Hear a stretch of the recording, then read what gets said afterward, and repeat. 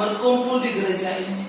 Mari ikhlaskan hati dan pikiran, sambut Roh Kudus di dalam diri kita masing-masing untuk beribadah, bersyukur dan memuji namanya di minggu 19 setelah Trinitatis ini.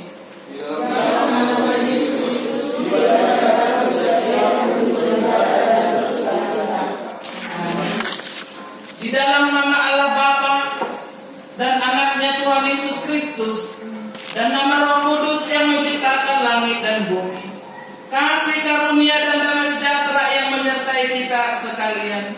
Marilah kita sama-sama berdoa. Ya Yesus Kristus Tuhan kami, hadapkanlah wajah-Mu, berilah kasih karunia dan kehidupan kepada kami. Amin.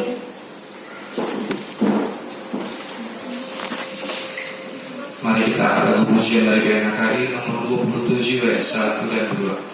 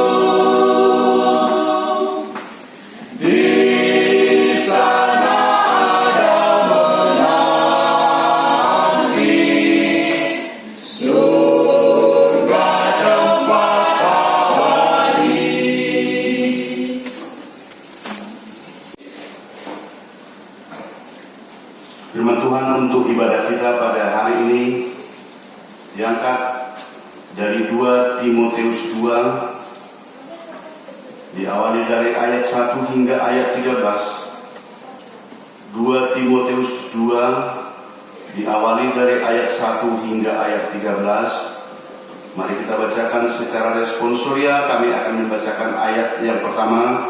Bapak Ibu mudah-mudi ayat yang selanjutnya secara bergantian. Panggilan untuk ikut menderita. Sebab itu, hai anakku, jadilah kuat oleh kasih karunia dalam Kristus Yesus. Apa yang telah engkau dengar daripadaku di depan banyak saksi, percayakanlah itu kepada orang-orang yang dapat dipercayai, yang juga cakap mengejar orang. Ikutlah menderita sebagai seorang prajurit yang baik dari Kristus Yesus. Seorang prajurit yang tidak memusingkan dirinya dengan soal-soal penghidupannya, supaya dengan demikian ia berkenan kepada komandannya. Seorang olahragawan hanya dapat memperoleh mahkota sebagai juara apabila ia bertanding menurut peraturan-peraturan olahraga. Seorang petani yang bekerja keras haruslah yang pertama menikmati hasil usahanya. Perhatikanlah apa yang kukatakan. Tuhan akan memberi kepadamu pengertian dalam segala sesuatu. Ingatlah ini, Yesus Kristus yang telah bangkit dari antara orang mati, yang telah dilahirkan sebagai keturunan Daud, itulah yang kuberitakan dalam Injilku. Karena pemberitaan Injil inilah aku menderita, malah dibelenggu seperti seorang penjahat, tetapi firman Allah tidak terbelenggu. Karena itu aku sabar menanggung semuanya itu bagi orang-orang pilihan Allah, supaya mereka juga mendapat keselamatan dalam Kristus Yesus dengan kemuliaan yang kekal. Benarlah perkataan ini, jika kita mati dengan Dia, kita pun akan hidup dengan Dia. Jika kita bertekun, kita pun akan ikut memerintah dengan Dia. Jika kita menyangkal Dia, Dia pun akan menyangkal kita. Jika kita tidak setia, Dia tetap setia, karena Dia tidak dapat menyangkal dirinya. Amin. Demikian firman Tuhan. Kita nyanyikan firman-Mu menjadi terang.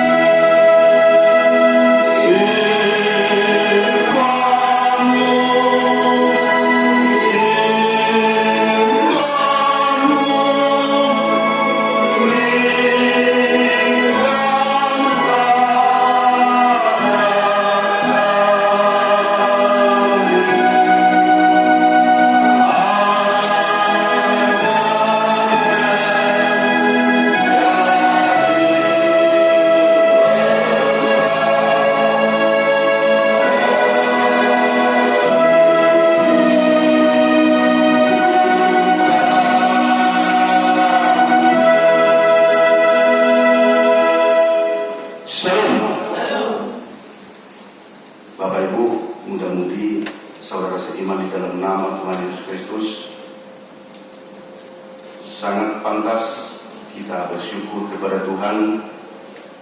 Kasih karunia Tuhan masih kesampaian dengan kita hingga saat ini. Tema ibadah kita pada minggu ini, ikut menderita sebagai prajurit Kristus, atau memesan perkilon somong parangan Kristus. Secara sadar, kalau kita bertanya kepada diri kita, secara normal dalam kejiwaan kita tanya sendiri kepada diri kita, siapakah di antara kita yang mau menderita? Atau orang lain bertanya kepada kita, siapakah di antara kalian yang mau menderita? Saya yakin Bapak Ibu dengan mudah-mudi hati dan pikiran kita pasti bertanya, hati dan pikiran kita dan suara kita pasti menjawab, saya tidak suka menderita. Bahkan mengatakan, saya tidak mau menderita.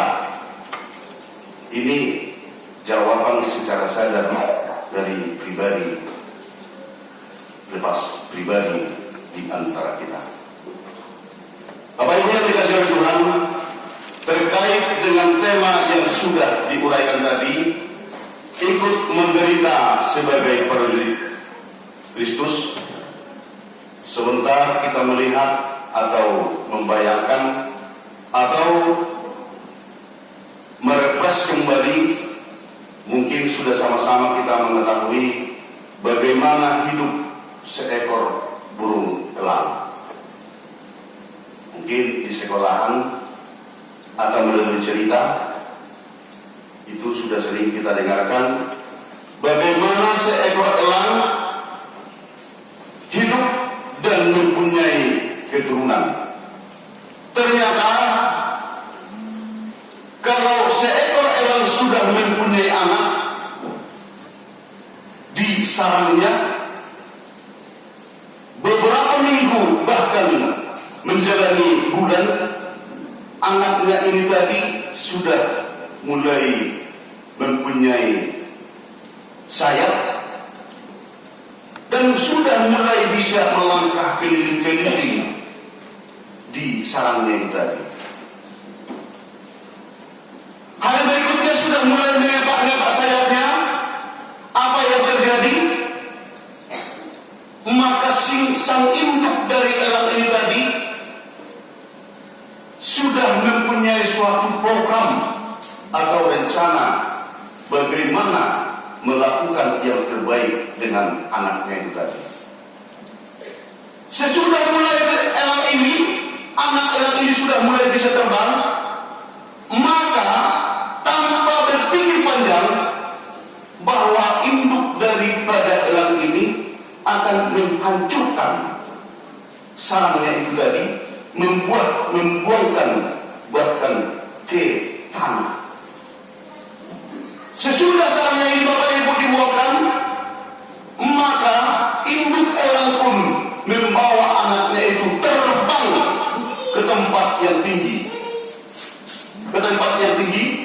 dan begitu sudah jauh di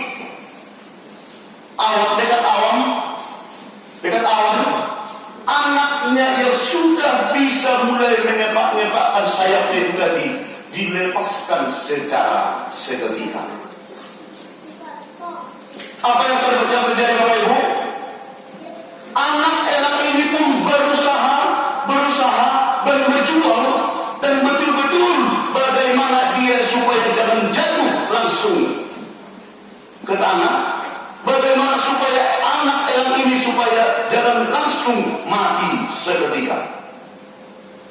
Bapak Ibu yang dikasihi Tuhan, merupakan suatu penderitaan yang besar, merupakan suatu pergumulan yang menyiksa, merupakan suatu kondisi yang begitu sulit untuk dibayangkan.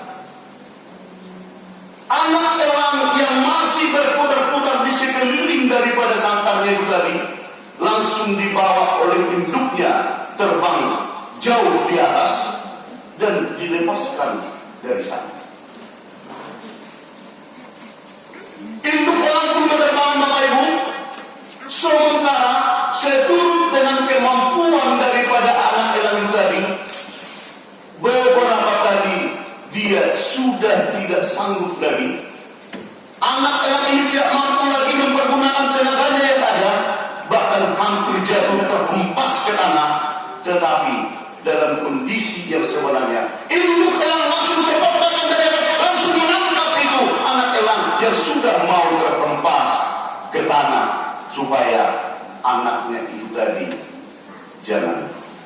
mati.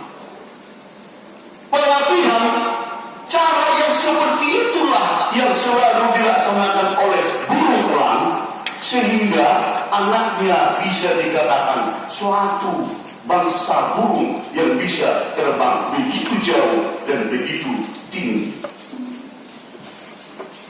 Apa hubungan daripada ilustrasi atau hubungan daripada cara daripada perkembangan gaya hidup dari seekor elang dengan anaknya dengan tema kita pada minggu ini Bapak Ibu, bahwa penderitaan yang terjadi terhadap anak elang itu bukan merupakan suatu penderitaan siksaan yang mematikan, tetapi penderitaan itu diterima dan penderitaan itu terlaksana bagi anak elang adalah untuk membuatkan suatu motivasi, membuatkan suatu cara hidup yang bisa sesuai dengan kebenarannya.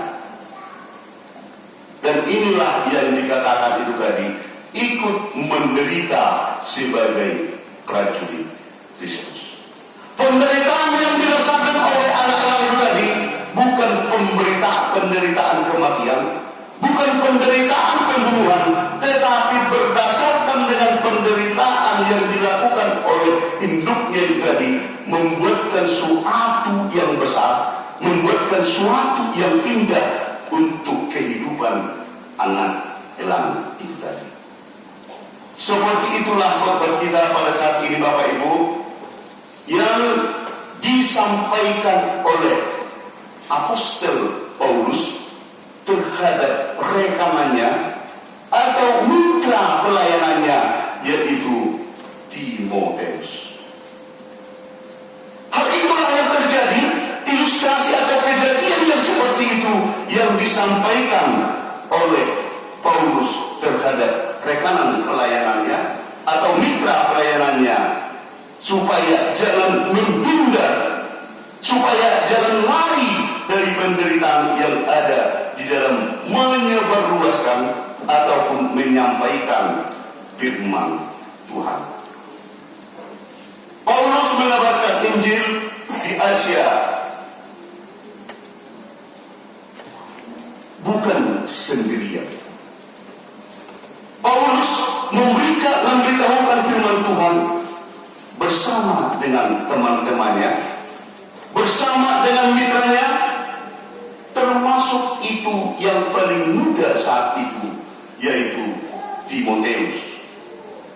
Dikala itu Bapak Ibu, Timoteus ini seorang yang sudah bisa dinyatakan dia begitu setia, dia begitu mengikuti yang dikehendaki oleh Tuhan, walaupun posisinya masih begitu muda.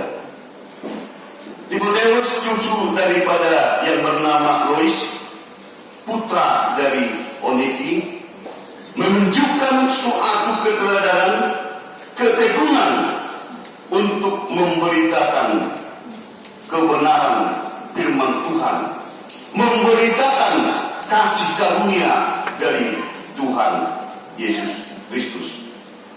Seperti yang sudah sama-sama kita ketahui Bapak Ibu, di saat kepemimpinan daripada Kaisar Nero, bahwa Paulus beberapa kali ada di penjara karena dianggap membuat suatu keonaran di bangsa itu, membuatkan suatu kerusuhan di bangsa yang dipimpin oleh Kaisar Nero, karena selalu memberitakan kebenaran-kebenaran, memberitakan ajaran-ajaran dari Kristiani.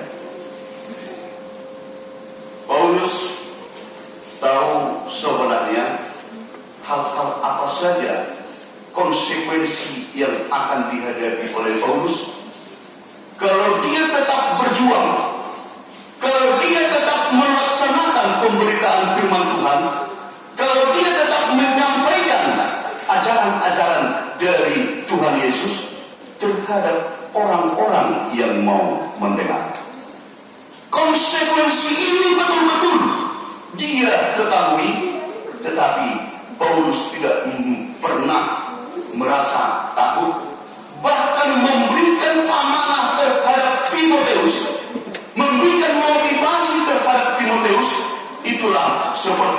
yang kita bacakan tadi di ayat 3 dan ayat 4.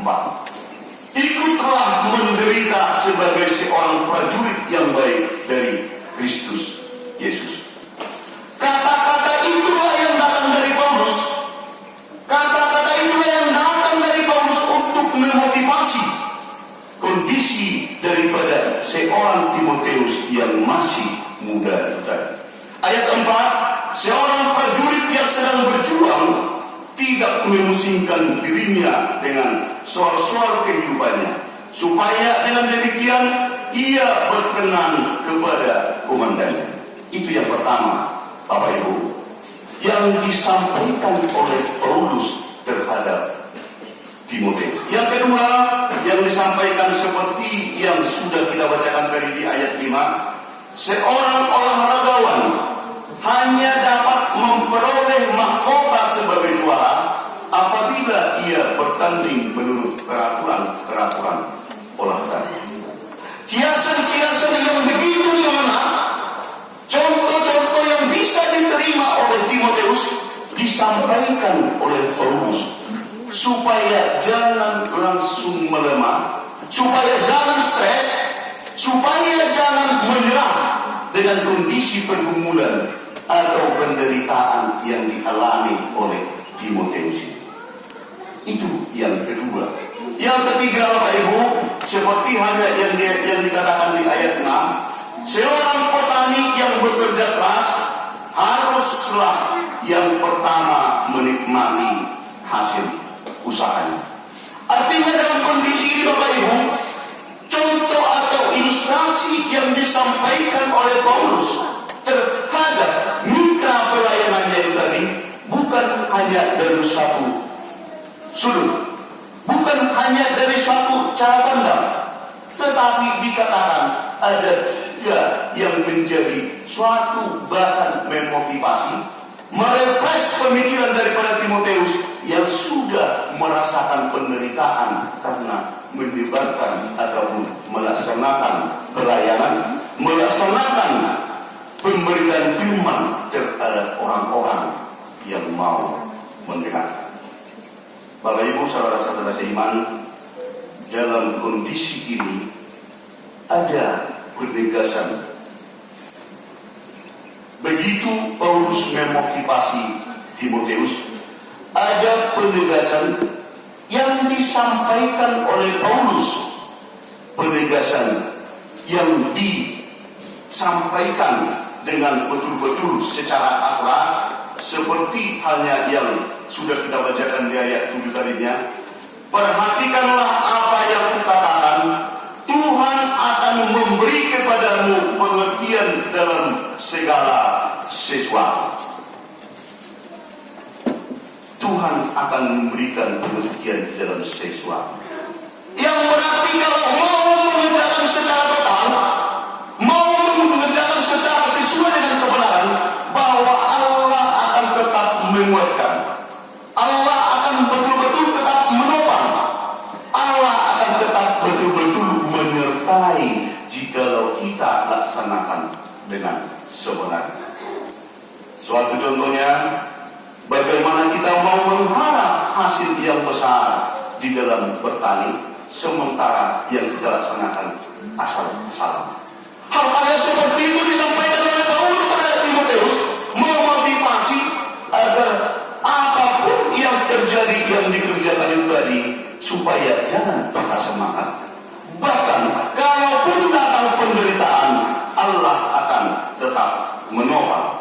Dikatakan di ayat 8 sampai ayat 10, ingatlah ini, Yesus Kristus yang telah bangkit dari antara orang yang mati, yang telah dilahirkan sebagai keturunan Daud, itulah yang kuberikan dalam Injilku. Karena penderitaan Injil inilah aku menderita, malah dibelenggu seperti seorang penjahat, tetapi firman Allah tidak terbelenggu. Di saat ini disampaikan bahwa Paulus mendapatkan masuk penjara kedua kali lagi. Di saat itu, disinilah dipertegas oleh Paulus menjadi suara kebenaran, suara motivasi yang memberikan dorongan agar Timotius jangan melemah dan jangan mundur dari kehendak yang dikehendaki oleh Tuhan. Ayat 10 mengatakan, karena itu aku sabar menanggung semua itu bagi orang-orang pilihan Allah, supaya mereka juga mendapat keselamatan dalam Kristus Yesus dengan kemuliaan yang kekal. Bapak Ibu yang dikasihi oleh Tuhan, dari kondisi penyampaian daripada Paulus agar Timoteus tetap kuat, tetap dimampukan di dalam penderitaan yang dia rasakan, hari ini juga ada menjadi pesan moral kepada kita yang mendengarkan khotbah ini. Yang pertama sekali, Bapak Ibu, Yesus memanggil kita agar bangkit dan semakin bangkit menjadi prajurit Kristus. Kalau Paulus memotivasi Timoteus dengan banyaknya kemelut, banyaknya pergumulan, banyaknya rintangan, banyaknya penderitaan yang dialami oleh Timoteus, hari ini juga Yesus berkata kepada kita dan memanggil kita supaya semakin kokohlah menjadi prajurit Kristus, karena apapun kemelut dan rintangan dan penderitaan itu, Tuhan tidak tinggal diam dan akan memberikan jawaban yang terbaik sesuai dengan kebenaran. Melihat daripada kondisi, mudah-mudahan jemaat yang tidak hadir saat ini, mudah-mudahan karena kesibukan, mudah-mudahan karena tugas-tugas yang tidak bisa ditinggalkan, sehingga nampaknya banyak teman-teman kita yang tidak menyempatkan diri untuk beribadah. Kita doakan agar untuk minggu-minggu yang akan datang, supaya meringankan langkah untuk semakin mendekatkan diri kepada Tuhan, memuji dan memuliakan Tuhan, agar penderitaan yang sudah ada, agar kesulitan-kesulitan yang sudah ada kita alami sekarang diringankan dan dimampukan Tuhan kita untuk menjalani. Yang kedua, kemampuan untuk menghadapi tekanan yang dari pihak lain, kita mohon pertolongan dari Allah. Kalau melihat secara jujur, mengamati secara jujur, secara menyeluruh, saya yakin terlebih mulai adanya COVID di dunia, terkhusus di negara kita, kendala-kendala yang dialami oleh masyarakat Indonesia sangat bervariasi, mempunyai efek dalam berbagai hal, terkhusus di dalam perekonomian. Ini menjadi suatu kondisi yang sangat memprihatinkan, merupakan suatu penderitaan yang tidak bisa dipungkiri. Tetapi apa boleh buat? Apapun yang terjadi itu harus kita hadapi, dan itu harus betul-betul kita beranikan diri untuk menjalani situasi yang masa sulit ini. Khotbah ini mengajari kita, khotbah ini mengingatkan kita agar tetap memohon kekuatan dan petunjuk dari Allah yang mengasihi kita. Yang ketiga, janji moral dari khotbah ini kita diajari supaya jangan pernah jadi takut kalaupun penderitaan itu mengikuti kita. Terlebih kalau ada penderitaan karena kita tetap setia mengikuti Kristus. Dengan tegas khotbah ini mengatakan, jangan takut. Tidak tidak ada yang penting kita takutkan kalau kita dengan setulus kita untuk memuji dan memuliakan Tuhan. Saya teringat Bapak Ibu dengan yang sudah menyanyikan RPNB kalau tidak salah 2 minggu yang lewat, itu ada dinyanyikan lagu syair yang betul-betul menyentuh dengan khotbah kita hari ini. Izinkan kami membacakan syair lagu yang dinyanyikan oleh PNB 2 minggu yang lewat. Walau ku melangkah dalam tekanan, badai percobaan datang menghadang, yang aku percayai dalam hadiratnya ada kekuatan yang baru. Ku akan terbang tinggi sebagai Raja Wali di atas segala persoalan hidupku, dan aku percaya saatku bersama Dia tiada yang mustahil bagi Dia. Merlojo mau Tuho o Tuhan,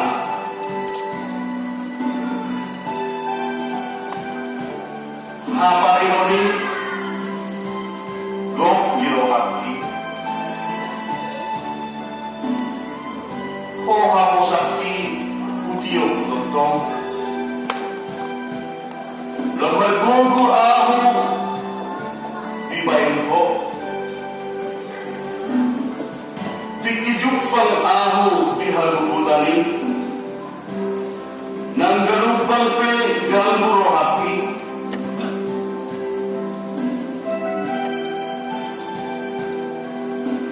ko hapo sakti utiyo totong, lembar gugur ahu di bayin ho. Sewandali abang masay ko maninggal busude atas sidahulungi, olah ko Tuhan basalang rohaki, dada naso terbaik ko Tuhan. Walaupun melangkah dalam tekanan, badai percobaan datang menghadang, yang aku percaya dalam hadiratnya ada kekuatan yang baru. Kita nyanyikan firman-Mu berkata.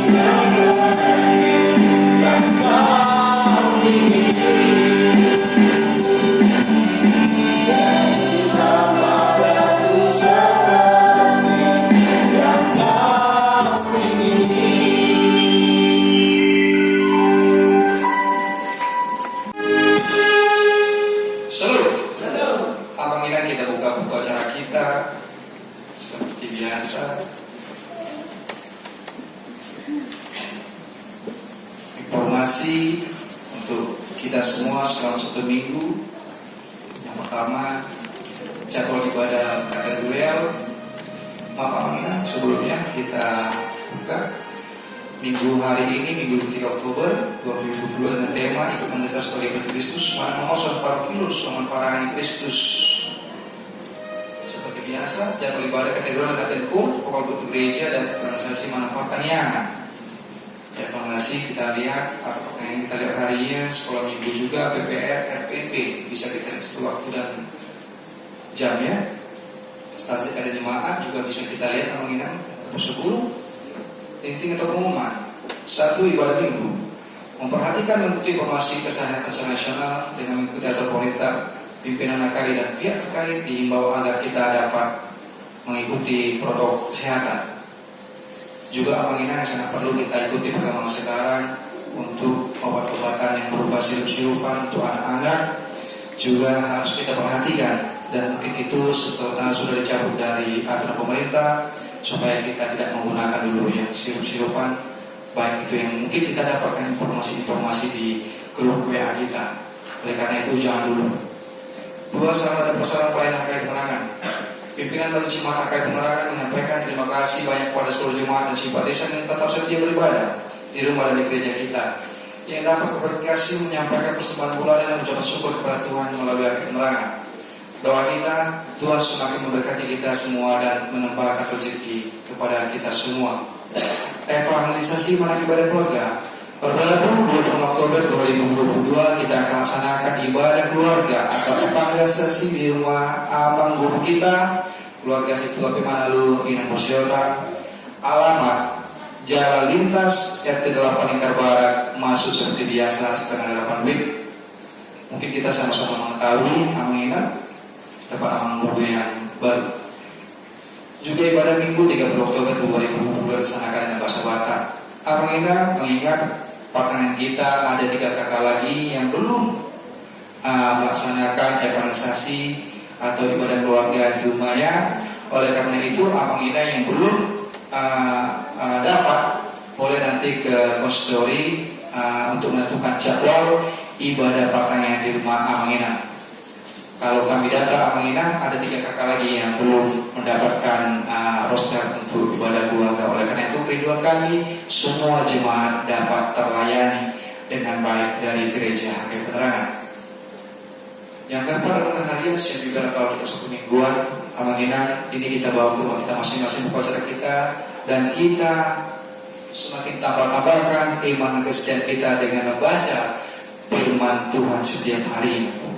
Laporan keuangan mingguan ada tertulis di Petrus 1 Petrus 4 ayat 10 mengatakan demikian, layanilah seorang akan yang lain sesuai dengan karunia yang telah diperoleh tiap-tiap orang sebagai pengurus yang baik dari kasih karunia Allah. Persembahan kita lihat Amina berpesebulu persembahan bulanan dan ucapan syukur. Terima kasih kepada keluarga yang memberikan persembahan bulanan dan ucapan syukurnya. Tuhan semakin menambah kesehatan berkat kepada keluarga, dan juga kepada keluarga yang belum memberikan ucapan syukur kepada gereja. Kiranya Tuhan semakin memberkati pekerjaan tangan pada keluarga dan memberkati setiap apapun usaha-usaha keluarga, sehingga hari yang akan datang boleh memberikan ucapan syukurnya kepada gereja. Uang keluar, rekomendasi keuangan sampai dengan uang masuk dan uang keluar kita lihat namanya. Saldo kita sampai dengan tanggal 21 bulan 10 2022 berjumlah total 21.843.100 rupiah. Pemasukan huriah kas pembangunan dipegang oleh Bendahara AKI Penerangan bisa kita lihat, dan juga situ ada kontak pelayanan BPH huriah kita. Kalau ada sesuatu ataupun yang meminta pelayanan kepada gereja boleh menghubungi kontaknya ada di situ.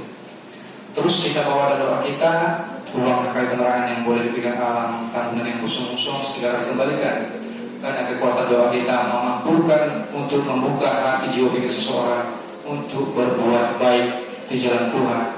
Dalam surat persoalan AKI tertulis di Filipi 1 ayat 29, sebab kepada kamu dikaruniakan kuasa kerajaan untuk percaya kepada Kristus, melainkan juga untuk menderita untuk Dia.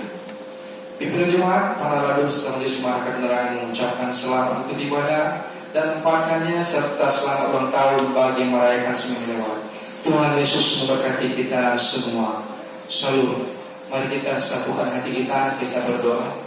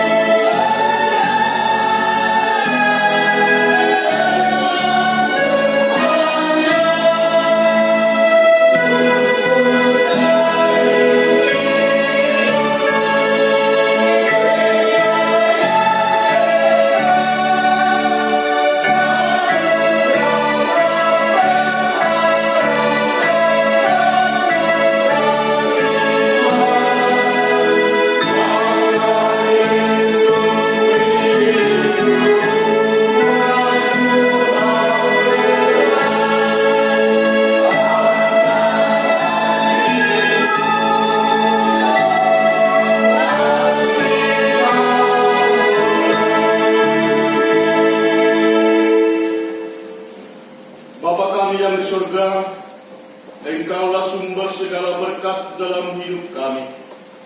Terima kasih atas segala berkat dan karunia yang Tuhan berikan kepada kami. Kami mempersembahkan hidup kami dan berkat yang kami terima kepadamu. Terimalah ini menjadi persembahan yang harum di hadapan-Mu. Berkatilah persembahan ini dan ajarlah kami mempergunakannya menyatakan kerajaan-Mu di tengah-tengah kerja-Mu dan untuk dunia ini. Bukalah hati dan pikiran kami agar senantiasa bersuka cita untuk memberikan persembahan kudus demi kemuliaan nama-Mu. Amin. Marilah kita sama-sama mengucapkan doa Bapa kami. Bapa kami yang di surga, dikuduskanlah nama-Mu, datanglah kerajaan-Mu, jadilah kehendak-Mu di bumi seperti di surga. Berilah kami pada hari ini makanan kami yang secukupnya, dan ampunilah kami akan kesalahan kami, seperti kami mengampuni orang yang bersalah kepada kami, dan janganlah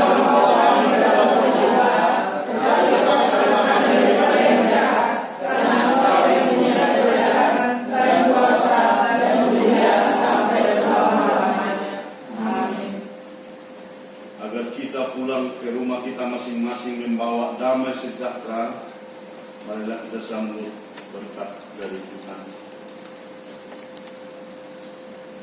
Tuhan memberkati kita dan melindungi kita.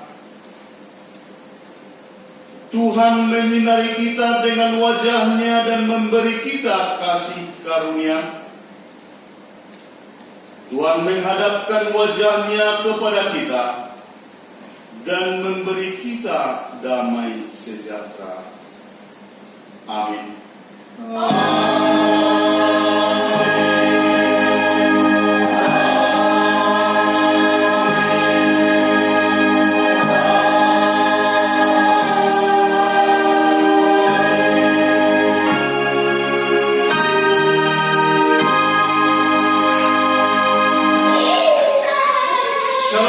Shalom.